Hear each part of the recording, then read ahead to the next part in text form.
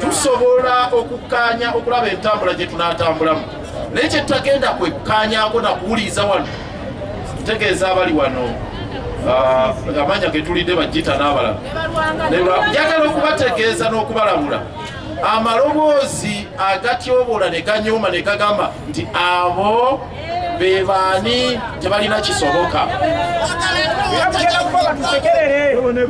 Njagala okubakakasa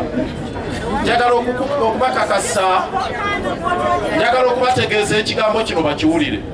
Twagala kukola ensonga zino mu bukakkamu, mu bwesimbu ne mu bwenkanya ne mu bulambulukufu obulungi, naye twagala basooke ekisookera ddala okuwa ekitiibwa abakulembeze abalondebwa, kubanga era tetuvudde yonna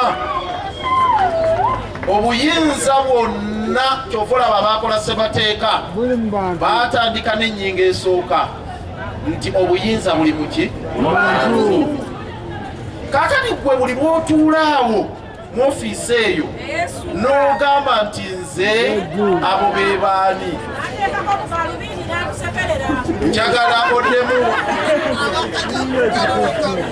baddemu bafumiitirize bamanye owa gye tuvudde. Nze njagala tuwuliziganye, nze byempisemu byonna bubimanyi era singa tewabadde maanyi g'abantu nga nange nawaganyala mmwe nti abantu be baani, olwaleero saalibadde muki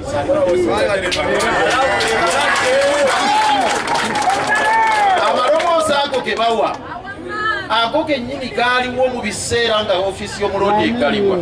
Abamu ne balayira ne bakomba ne kwerima nti kagwake kakutonye kaabe Lubaale kaabe Katonda, omusajja oyo Lukwago tajja kuddawa muzizo, naye olw'amaanyi g'abantu ofiisi yaggulwawo.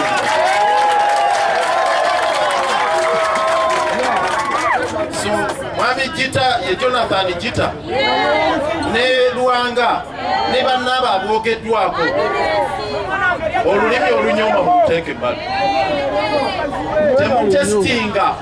Temutesitinga buyinza bw'abantu, temanyi kitegeeza. Olulimi olunyooma muluteeke ebbali. Tubeegayiridde olulimi olunyooma.